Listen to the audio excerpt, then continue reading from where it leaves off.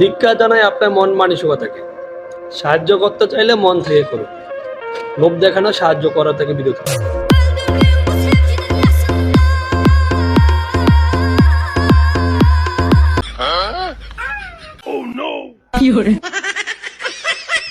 আরে বাবা, হুজুর দেখা যায় জান্নাতে হাড়ি নিয়ে বসে আছে।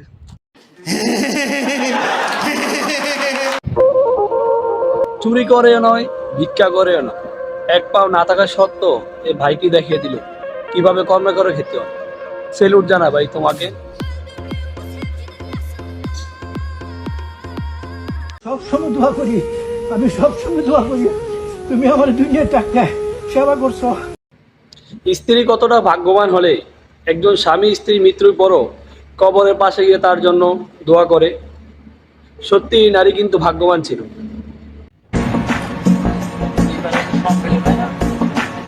এ তো সাধারণ কোনো মেয়ে নয় রে লায়লা, এ হচ্ছে কিরণ মালা।